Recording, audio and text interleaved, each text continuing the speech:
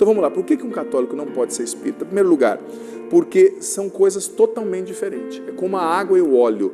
Não tem como você ser católico e ser espírita, não tem como você ser espírita e ser cristão, católico. Não dá. Porque é totalmente diferente. A mesma coisa você disser, eu sou palmeirense e vai com a camiseta do Palmeiras lá na torcida do Corinthians, na Gaviões da Fiel, para ver o que acontece, né? Não vai dar certo, tá certo? Ou você é ou você não é. Por quê? Porque existem diferenças basilares. Em primeiro lugar, há um contrassenso em afirmar que você é espírita e cristão. Por quê?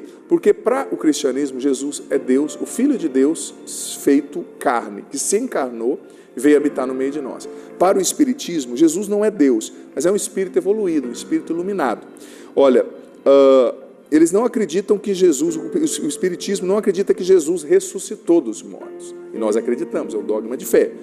O espiritismo não acredita na palavra de Deus, que a palavra de Deus é a revelação. Para nós, a palavra de Deus é a norma para a gente viver. Então você vê, eles não acreditam nas coisas básicas, né? Para eles, por exemplo, eles não acreditam na revelação de Deus através da Bíblia, mas acreditam na revelação através dos espíritos dos mortos. Então, imagine, se você disser que é espírita e não acredita na ressurreição, não acredita que Jesus é Deus, se você disser que é cristão, mas não acredita que Jesus ressuscitou, não acredita que Jesus é Deus, não acredita na Bíblia e não acredita na redenção de Jesus, você não é cristão. Porque não tem como você ser cristão se você não acredita nisso. Porque, como eu disse, nós acreditamos na Bíblia, eles não acreditam. Para a Bíblia, para os espíritas, a Bíblia é um livro histórico, tem até elementos ali importantes, mas não é a palavra de Deus. Tanto que Allan Kardec escreveu, né, o Evangelho segundo o Espiritismo. Por quê? Porque para ele a Bíblia era um relato ali, né, com uma certa importância histórica. E para nós não é a palavra de Deus. Então veja bem, olha só. Não acreditam na ressurreição. Para nós a ressurreição é um dogma essencial. Não acreditam na encarnação de Jesus, que Jesus é Deus. Para eles Jesus é um espírito iluminado. Para nós Jesus é Deus e é o único Salvador, né? Eles não acreditam na palavra de Deus como revelação, mas na revelação dos espíritos. Para nós a palavra de Deus é tudo, né? O que nos orienta. A Sagrada Escritura e a palavra de Deus, que é Jesus encarnado, né? Então você vê que já há um contrassenso tremendo. Não tem como, né, uma coisa ser uma coisa e não ser essa coisa ao mesmo tempo, né? Você está entendendo? Filosoficamente há um problema ali, né? A epistemologia, né, a compreensão das coisas do Espiritismo é totalmente contrária à do cristianismo. E mais, para o cristianismo, para nós acreditamos que Jesus se encarnou, né? O Verbo se fez carne, habitou entre nós, e morrendo na cruz ele nos salvou. E para nós cristãos, a redenção de Jesus é definitiva, ele nos salvou na cruz. Para um ponto, né? Claro que a gente vai lutar para corresponder a essa redenção, vivendo santamente, abandonando o pecado, mas o mérito da redenção está na cruz. Jesus nos salvou derramando o seu sangue. Para o Espiritismo, a redenção de Jesus não é suficiente. Não é Jesus que nos salva, mas é você que se salva, sendo uma pessoa boa, fazendo bem e tendo sucessivas reencarnações, se purificando, né? Não. Para o cristianismo, o homem, o ser humano, morre uma só vez. Vive uma só vez e morre uma só vez. Está escrito na carta aos Hebreus, capítulo 9, está escrito, está certo que o ser humano morre uma só vez. E logo em seguida vem o juízo, né? O céu, o inferno, o purgatório. Nós não acreditamos na reencarnação, né? Porque Deus criou uma vez só e depois que você viveu, só tem essa vida, você vai, depois da morte, enfrentar o juízo particular. Olá, tudo bem? Um dos principais argumentos a favor da reencarnação é que só a reencarnação seria condizente com a justiça de Deus. Se não houvesse reencarnação, Deus seria injusto. Eu mesmo já argumentei isso várias vezes. Kardec tratou disso no subtítulo Justiça da Reencarnação, isso a partir da questão 171 do Livro dos Espíritos. O número é sugestivo. A primeira resposta dos supostos espíritos chega a dizer, referindo-se a Deus, que o bom pai sempre deixa aberta a seus filhos uma porta para o arrependimento. O argumento se baseia no fato de que nós não temos, todos nós, as mesmas condições de vida. Deus não poderia dar o mesmo julgamento a todos, justamente pelo fato de que as condições de vida na Terra são diferentes para cada um. Alguns tiveram muitas dificuldades, inclusive pelo meio em que reencarnaram, e o seu melhoramento não dependeria só de si, já que não tiveram condições ideais para esse melhoramento. Eu não vou repetir aqui em detalhes os mesmos argumentos que já utilizei no vídeo chamado Por que Kardec pregou a reencarnação.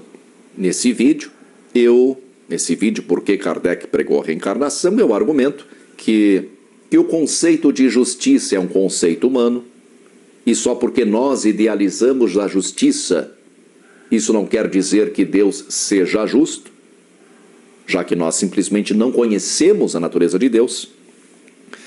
Eu argumento que em toda a natureza, tanto em relação aos vegetais como aos animais, as condições de vida são muito diferentes e não nos parece que uma árvore ou um cachorro que vive em péssimas condições esteja expiando faltas cometidas em outra existência.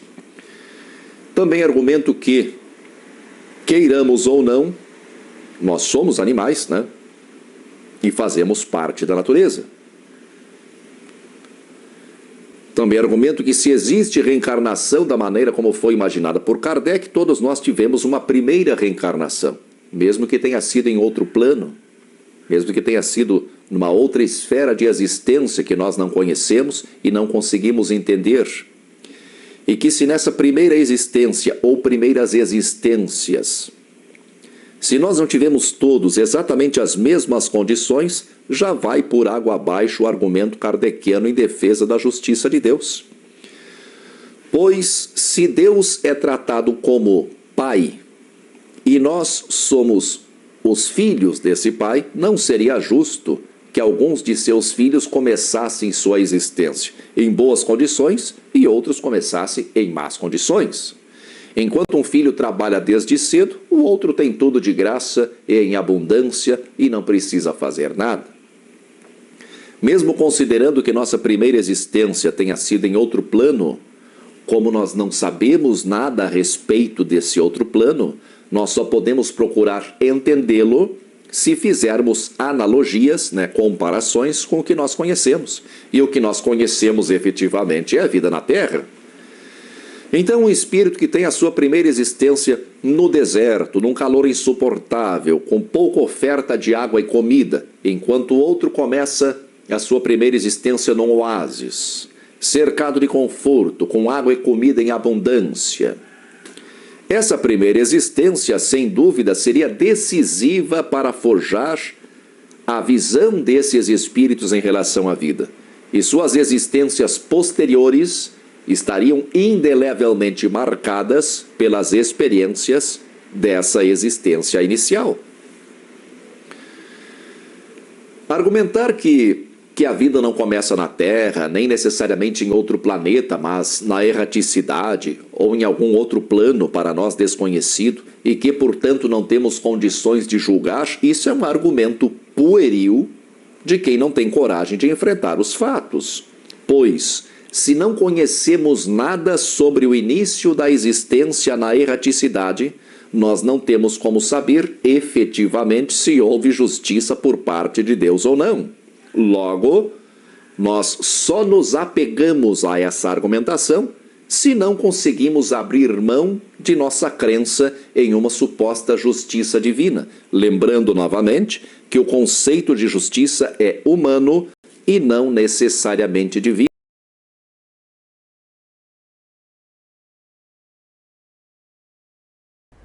Nenhum médium prova nada. Nenhum médium faz questão de provar nada. Nenhum médium se submete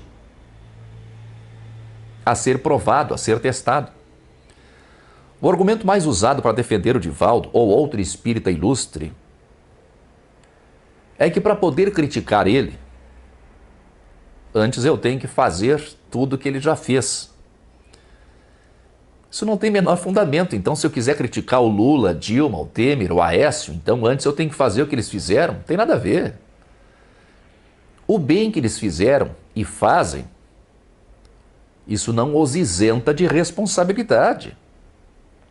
E quando esses grandes líderes espíritas, quando eles espalham a sua opinião pessoal como se fossem verdades espirituais ditadas pelos espíritos, eles estão muitas vezes provocando catástrofes na vida de muitas pessoas.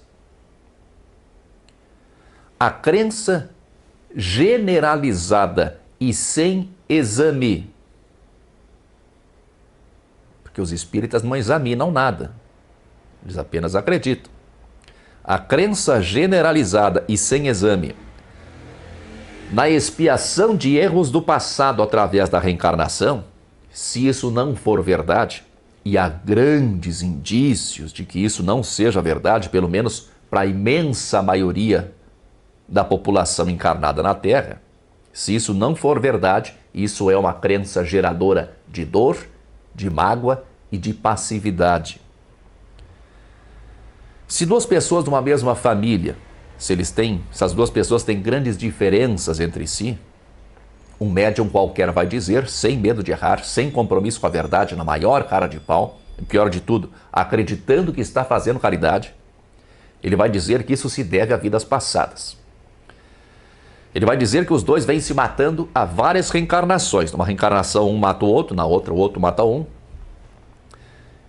E que a atual reencarnação, então, é a oportunidade de reajuste. Pois é. Então os dois devem se compreender e se amar. Essa parte é muito bonita. Mas e se não for assim? Porque a partir daí, quem ouviu isso, formulou um monte de ideias, um monte de imagens na sua mente e vai passar a alimentar a crença de que essa antipatia ou essa inimizade é uma coisa milenar. E isso pode agravar e muito a situação. Ou então ele vai se sentir culpado por ter prejudicado o seu familiar no passado e vai passar a aguentar abusos que só vão piorar a situação. Outra coisa é o moralismo que alguns desses espíritas cospem por aí como se fossem grandes verdades espirituais. Vamos citar o Divaldo de novo. No livro Loucura e Obsessão, eu reli esse livro há pouco tempo. Esse livro é supostamente ditado pelo espírito Manuel Filomeno de Miranda. O grande drama, ou um dos grandes dramas do livro, que o livro todo é uma coleção de dramas. Um dos dramas do livro é um jovem que teve uma experiência homossexual com seu tio. Então um monte de espíritos, incluindo o onipresente Bezerra, porque o Bezerra está em todos os centros espíritas, ele se comunica através de todos os médiuns, psicografa livro para todo mundo. Um monte de espíritos então se unem para evitar que os dois caiam novamente em tentação. Isso é uma palhaçada terrível. Sem entrar no mérito da questão, né, o tio do jovem já estava casado, então isso seria uma traição. Isso poderia ocasionar uma tragédia, uma desgraça familiar. Mas eu não posso acreditar que um monte de espíritos, incluindo o Bezerra, que supostamente é um espírito muito ocupado, lidera milhares de espíritos, vão se juntar então um monte de espíritos trabalhadores da espiritualidade, junto com o Bezerra, para se ocupar das estrepulias sexuais de alguém. Por favor. Só exterior para uma religião de amor a Jesus, de romper com a idolatria, de romper com a superstição. Como pode um cristão praticar magia? Como pode um cristão cultuar os orixás? Tudo bem, quem é da religião afro, que cultue lá os seus orixás, mas um cristão não pode. Como pode um cristão crer em reencarnação? Ir numa mesa de espiritismo e invocar os mortos? Isso é proibido pela Escritura. Não é verdade? Não existe reencarnação. Como pode um cristão buscar horóscopo, mandar ler mão, ir lá para o pai não sei quem, para a mãe não sei quem, para a irmã Yara de não sei onde, para botar carta, para saber da vida? Como pode um cristão que serve a Deus, que vai à missa, tomar banho de sal grosso com erva, para limpar? Quem limpa a gente é Jesus com o seu sangue precioso. Então vejam, naquele dia derramarei sobre o povo de Israel, os habitantes de Jerusalém, um espírito de graça e de oração. Queira Deus que o Senhor, que derramou esse espírito em Jesus, através de Jesus derramou esse espírito sobre nós, que o Senhor converta o nosso coração cada vez mais, não a superstição. Ele deu a vida dele por nós, porque senão nós estaríamos perdidos. Esse é o fato, essa é a verdade. né? Nós morreríamos mesmo, né? Deus teve compaixão de nós, é assim que eu vejo, né? Deus teve compaixão de nós, deu seu único filho por nós, para que aquele que nele crê, mesmo morrendo, viverá, né? Muito bom. Eu vejo que esse processo, acho que foi um processo bem importante de decisão, porque é realmente uma decisão para que a gente possa vencer as nossas crenças anteriores, né? Porque, por exemplo, Hebreus 9:27 diz: ao homem está cabível morrer apenas uma vez, vindo depois disso o juízo. E aí a gente vai para a linha do espiritismo. Diz que você reencarna, então, que você... Como foi isso? Aí o que acontece? E agora? Eu tinha essa crença, né? Da reencarnação. E aí foi muito difícil lidar com isso, porque eu falava, Senhor, e aí, mas, né, e essa questão aí, né, de reencarnação, tal, né, mas aí Deus mostra, né, pra gente, e aí eu tive uma resposta, né, sobre isso, a reencarnação. Por quê? A reencarnação, quando os espíritas dizem, a reencarnação é para quê? Para você evoluir, Isso. né? Então você vem aqui, rala, morre, vai lá para o céu, volta, você volta Rala melhorado, mais. né? Aí você rala mais um pouquinho, volta e assim sucessivamente. Certo. O que acontece perante os olhos deles? Você vai evoluindo espiritualmente, então você vai se tornando uma pessoa cada vez melhor, certo? O que a gente está vendo hoje em dia, Douglas? Aonde cai em contradição essa questão? Fato. Né? Com todo respeito. Claro. Né? Cai em contradição, porque cada vez pior, lógico, sempre terá as pessoas más, mas cai em contradição, cai por terra essa questão da reencarnação, porque você vê que as pessoas estão cada vez piores. Você vê a questão do Covid, né? Lá no começo da pandemia as pessoas não, porque veio para unir mais as pessoas, para as pessoas melhorarem como seres humanos, não sei o quê. O que a gente está vendo? O que a gente está vendo? Tudo bem, acabou desde o Covid, que o mundo agora vamos pro mundo, carnaval. você entendeu? É. E assim, mas sempre teve pai matando filho, filho matando pai. Sempre. Sempre. Desde que o mundo é mundo. Só onde fica a evolução espiritual da pessoa? Dá para entender? Então é assim. Estuda isso. Imagine quantidade de milhões de pessoas que odeiam a parapsicologia. O Reformador é o órgão oficial da Federação Espírita Brasileira. Tem publicado lá.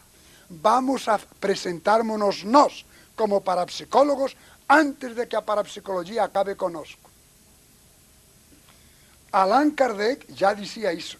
Vamos nos dizer que somos católicos, cristãos, tal, onde abundem essas religiões. Quando os tenhamos convencido, eu diria, feito uma lavagem cerebral, então tiraremos tudo que cheire a essas religiões e implantaremos nossa... Nem, o espiritismo não é nem religião, nem ciência, nem filosofia, as ideias deles.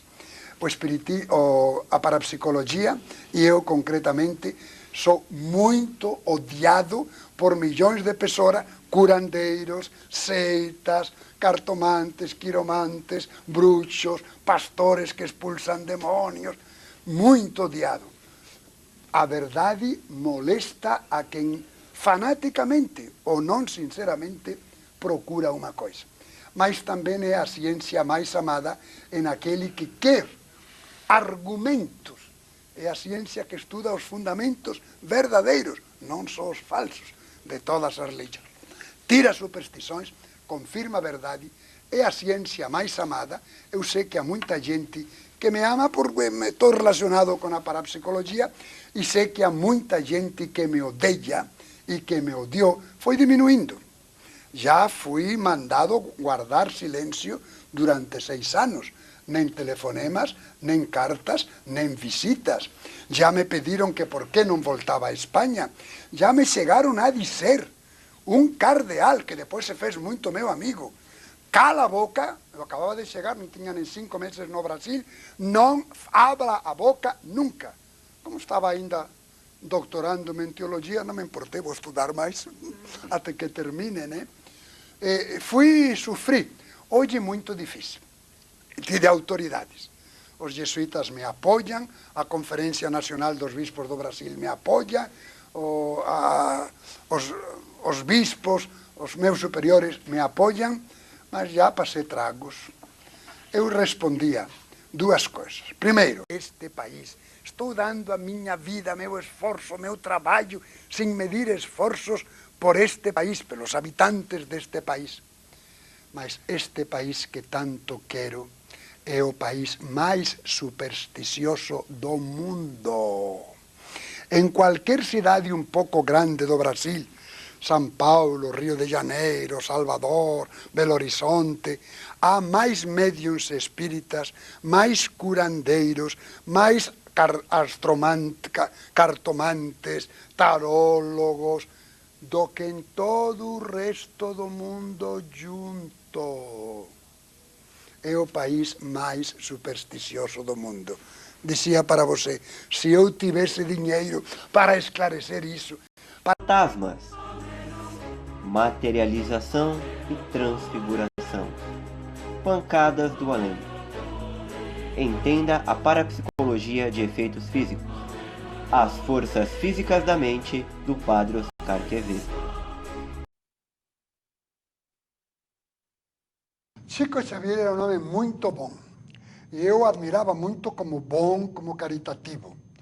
Porém, o conheço muito bem a ele e a toda a sua família. Ninguém de sua família acreditava nele. Ele tinha uma tendência, já comprovada pelos psiquiatras e com eletroencefalograma, etc., tinha uma tendência à loucura. E tinha surtos de loucura. Então a sua família o afastava muito e ele se refugiou na leitura, desde criança. Ler, ler, ler. Andar se aprende andando e a escrever se aprende lendo e escrevendo. Isso é o que fez ele toda a vida. Ler, escrever, ler, escrever, ler, escrever. Já de jovencinho, até compunha algumas poesias e tal, mas não pensava que eram os mortos, claro. Sabia que era ele. Mas pouco a pouco, essa habilidade de escrever, que o seu sobrinho, Amaury Pena, era melhor do que ele.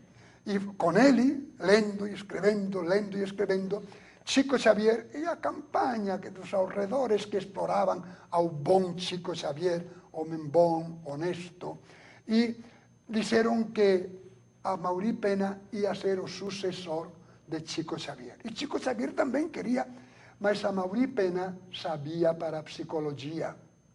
E em Uberaba e em Uberlândia publicou nos jornais que não tinha nada a ver com os espíritos dos mortos, sino que era o que ele treinava, lendo e escrevendo.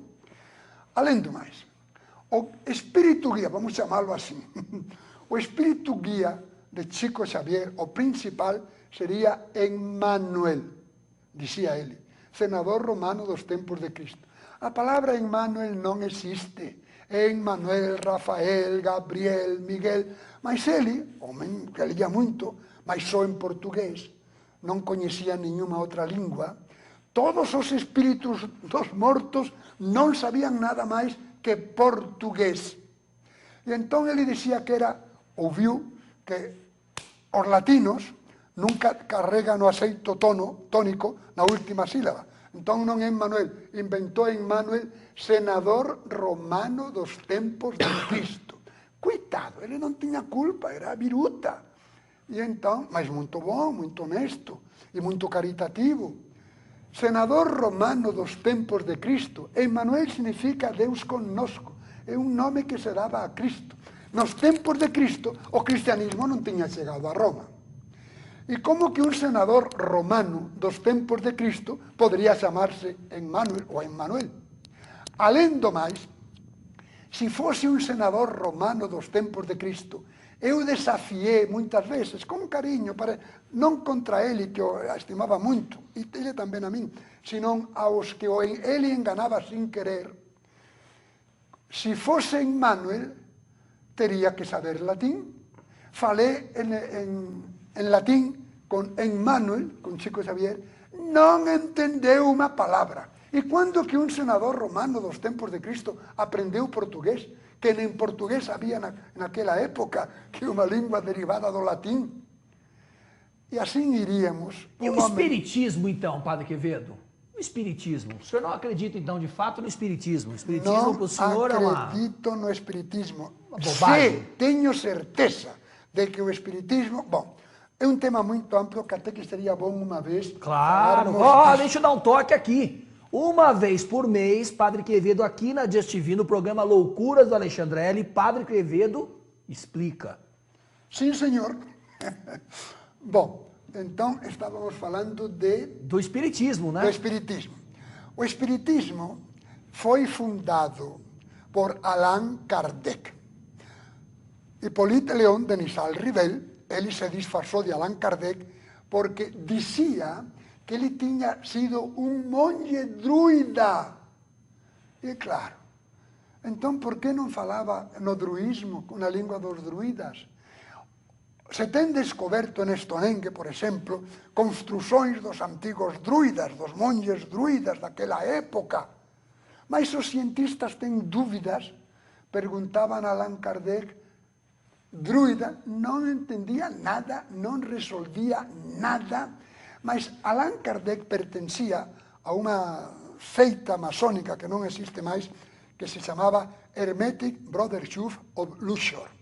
Uma seita maçônica para combater o catolicismo. Isto é o que Allan Kardec, ele não disse nunca que tivesse revelações dos espíritos, não. Ele pegava os dos outros, especialmente Camilo Flammarion, que era seu médium. Depois Camilo Flammarion reconheceu que tudo era falso, que não eram os espíritos dos mortos, e ele recolhia de Camilo Flammarion, de Eleonora Piper, de grandes psíquicos que quase todos depois rejeitaram o espiritismo, e estudando e sendo estudadas, e ele não recebia nada. Ele foi o codificador muito inteligente. Pegava o que lhe interessava, excluía o outro, aí nasceu o espiritismo. E depois Chico Xavier e Eusápia Paladino, que também abandonou o espiritismo, não tinha faculdades parapsicológicas, não sabia explicar e pensava que era naquele ambiente de tanto espiritismo que eram os espíritos dos mortos. Sápia Paladino, Daniel Douglas Home, o maior psíquico, isto é dizer, o maior manifestante de toda clase de fenómenos parapsicológicos. Espiritismo, espiritismo, espiritismo. Mas reconheceu que não, que eram faculdades deles. E se retractou. Tanto Eusápia Paladino, como Daniel Douglas Home, como os melhores, foram estudados, estudaram, lançaram o espiritismo com uma solene errada, bobagem, e se fizeram católicos e praticaram o catolicismo, católicos praticantes até a morte. Então, Padre Quevedo, eu fico perguntando o seguinte, tem tanta gente que acredita nessas coisas, né? Por que a razão é tão difícil de entrar na cachola dessa turma, hein? E por que o católico não acredita em reencarnação? Porque não existe reencarnação na Bíblia. Não existe. Leia a Bíblia do Gênesis ao Apocalipse, você não vai encontrar reencarnação. Pelo contrário, a teoria da Igreja Católica é que haverá a ressurreição dos corpos. É que você morre uma só vez e vai direto para o tribunal de Deus. É isso, está na Bíblia. Não é palavra de Frei Gilson, não é palavra humana, é palavra de Deus. Se você quer ser católico, você segue a Bíblia, você segue a palavra. E na palavra não tem nada a ver com reencarnação. Aí, ele é católico. Ele começa a participar de reuniões que acreditam em reencarnação. Você diz que conhece a Deus, mas na prática você o renega. Está entendendo, sim ou não? Porque só de participar de uma reunião, seja qual for, aonde acredita-se na reencarnação, você renegou a ressurreição. Você renegou Cristo. Muito bem, a pergunta que eu quero responder nesse vídeo é: por que um católico não pode ser espírita? Então, antes de qualquer coisa, eu quero deixar claro que o que eu vou dizer aqui é destinado a católicos, tá certo? Todo o meu respeito aos espíritas, a quem tem essa convicção religiosa. Nós vivemos num país com liberdade religiosa e quem deseja professar tal fé, que o faça de acordo com a sua consciência. O que eu quero elucidar aqui é o porquê de um católico não poder ser espírita e não poder simpatizar com absolutamente nenhuma das ideias do espiritismo. Existem inúmeras incompatibilidades com o espiritismo por parte da nossa fé, que eu não teria tempo hábil aqui para discorrer.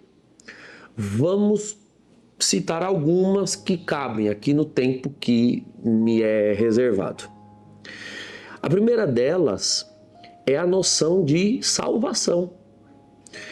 O espiritismo, ele crê que os erros de uma pessoa são sanados, são justificados por ela mesma. De que forma? Se você fez um mal, procure fazer um bem que repare aquilo, e o bem que você fez já tem a eficácia de reparar. Se você viveu mal nessa vida, você vai ter a chance, reencarnando, voltando em outras vidas, para reparar o erro cometido. Bom, se nós temos então a capacidade de reparar todos os nossos próprios erros, de redimir os nossos pecados, para usar uma linguagem católica, para que precisamos de Jesus Cristo então? Para que serve Jesus Cristo? Para que servem os sacramentos? Para que serve a graça? O Espiritismo nega a existência daquilo que nós católicos entendemos por graça. Primazia de Deus, ação de Deus.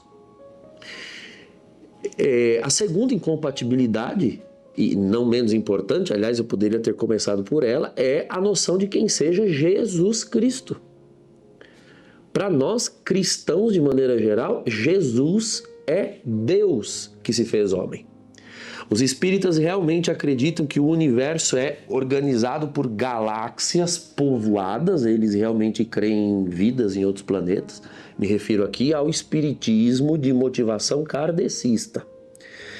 E Jesus nada mais é do que aquele espírito guia de luz que preside essa galáxia aqui em que nós estamos, mas que ele não é necessariamente o Senhor do universo, e tampouco Deus. Ele não passa de um espírito de luz evoluidíssimo, perfeitíssimo, mas ele não é Deus. Isso para nós é absolutamente absurdo. E para eles, Jesus não passa de um modelo moral, um código moral. Ele é alguém para quem devemos olhar, ver o que disse, o que ensinou, o que fez e fazermos igual. E ponto, nada mais. Eles não creem necessariamente numa relação do ser humano com Jesus, na presença de Jesus propriamente.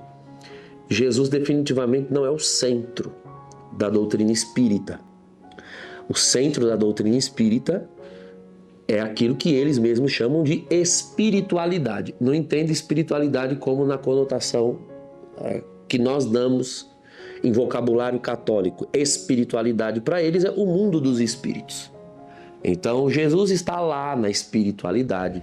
Os guias vêm da espiritualidade. A espiritualidade fala conosco, eles usam muito essa expressão.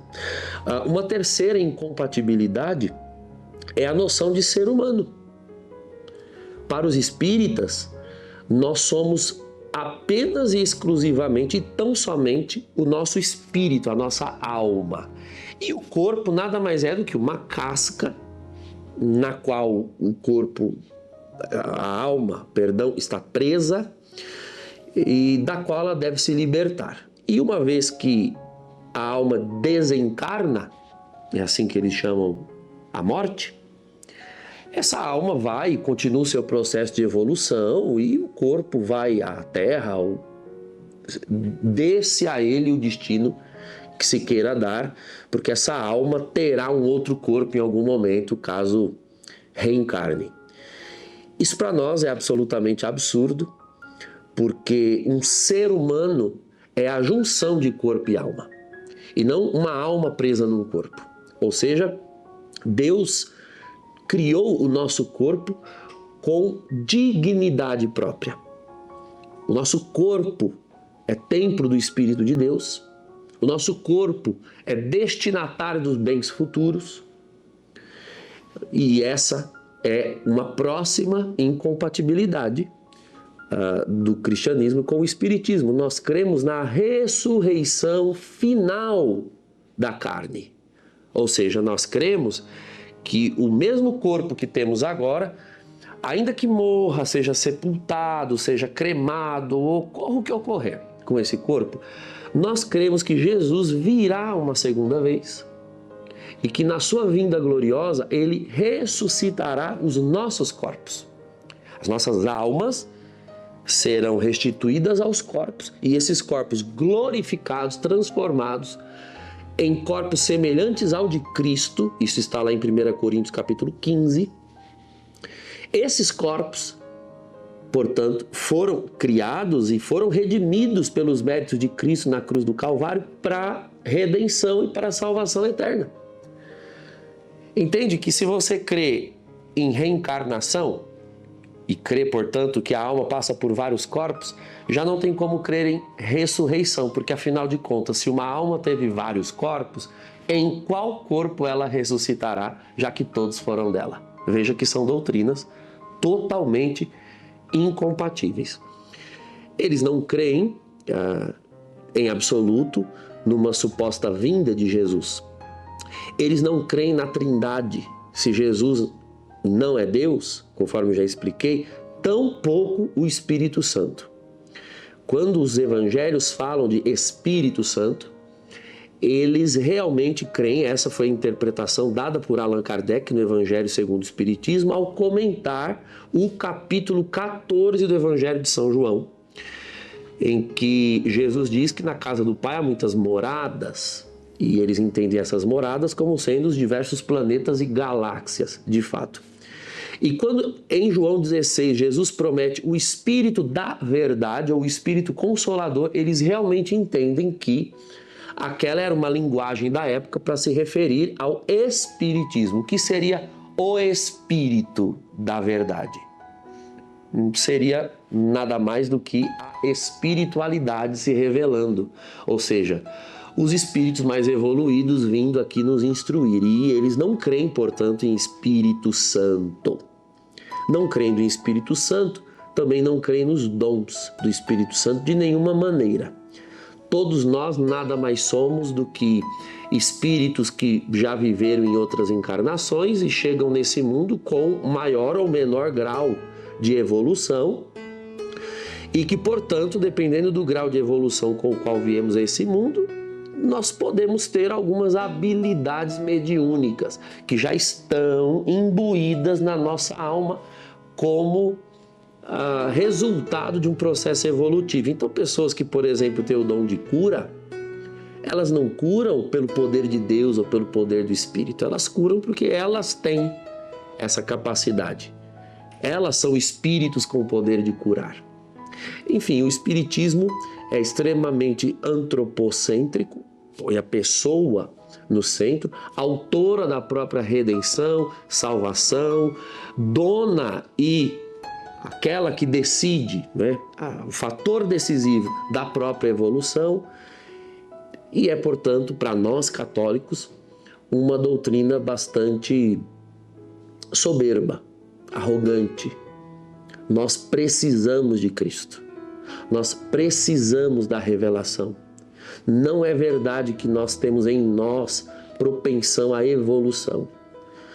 Nós cremos que o pecado nos danificou e que nós precisamos ser salvos do pecado, do mal e de nós mesmos. Então, vou ficar por aqui nessas definições, poderíamos dar várias outras, mas eu espero que você que é católico compreenda de uma vez por todas que Paulo estava certo em Colossenses capítulo 2, quando disse que em Jesus Cristo nós já temos a plenitude de tudo o que necessitamos para a nossa realização plena. E não há necessidade de recorrer a doutrinas e filosofias que estejam fora do ethos cristão. Se você gostou desse conteúdo, não deixe de colocar aqui o seu like, clique no joinha e compartilhe com outras pessoas. E se não é inscrito no canal, se inscreva, aperte lá no sininho e clique na palavra todas. Deus abençoe.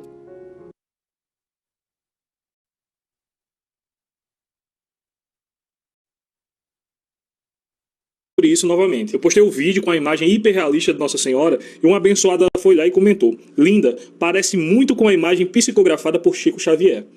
E eu falei que quem é católico não deve ser espírita. Chico Xavier não é referência para ninguém que se diz católico. E a partir do momento que eu falei quem de fato o Chico Xavier é, veio uma inundação de comentários de católicos defendendo o Chico Xavier, dizendo ser uma pessoa de luz, ser uma pessoa de graça, ser uma pessoa humilde, uma pessoa simples que só espalhou o bem nesse mundo. Católico não pode ser espírita nem defender práticas do espiritismo, e muito menos defender pessoas que atacam publicamente a Igreja Católica, com obras, inclusive, psicografadas.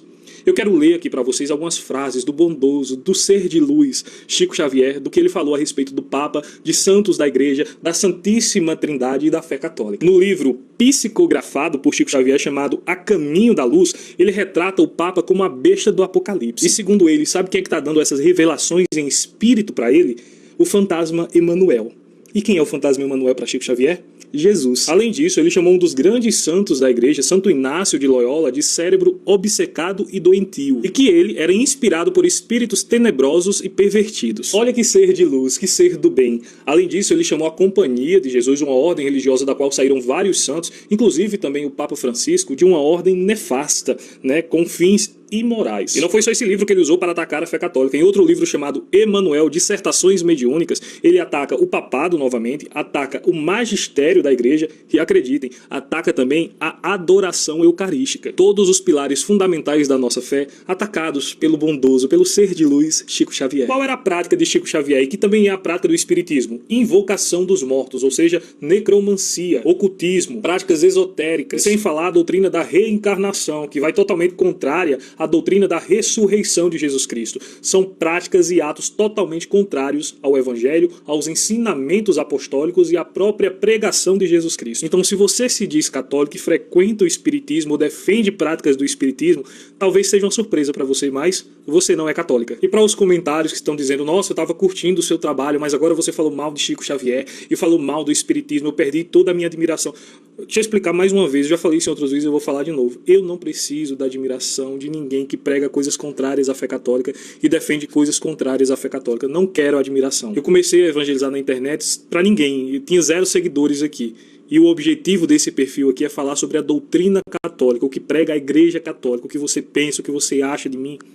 Pouco me importa. E pra você que me chamou de intolerante, eu sou mesmo. E sou muito, não é pouco, não é muito, completamente intolerante. Então não espere intolerância nesse perfil aqui para qualquer prática que vá contra a fé católica. Se vocês me seguirem esperando que eu tenha tolerância contra qualquer coisa que vai contra o corpo místico de Cristo, contra a pregação do Evangelho, contra os ensinamentos de Jesus, você tá no perfil errado, meu filho. Aqui não é seu lugar, não. O que eu respeito é o seu livre-arbítrio de acreditar no que você quiser. E o que você tem que ter é o respeito de deixar eu pregar aquilo que eu acredito. Tá bom? Ficamos quites? E para finalizar, eu quero ler aqui mais 3 frases do bondoso e amável Chico Xavier relacionados à fé católica. Ouça. Disse Chico Xavier: o Cristo terá que ressurgir dos escombros em que foi mergulhado pela teologia do catolicismo. Olha que lindo. Outra. O catolicismo que, deturpando nos seus objetivos as lições do Evangelho, se tornou uma organização política em que preponderam as características essencialmente mundanas. E para finalizar, ele ataca nada mais, nada menos do que a Santíssima Trindade, o dogma trinitário. Olha o que ele fala a respeito. O dogma da Trindade é uma adaptação da Trimurti da Antiguidade Oriental, que, reunida nas doutrinas do brahmanismo e dos 3 deuses, Brahma, Vishnu e Shiva. Nossa, como ele é bondoso. Nossa, como ele é um ser de luz. Eu espero que agora vocês abram os olhos. Que Deus os abençoe. Salve Maria, viva Cristo Rei e viva a Santa Igreja Católica.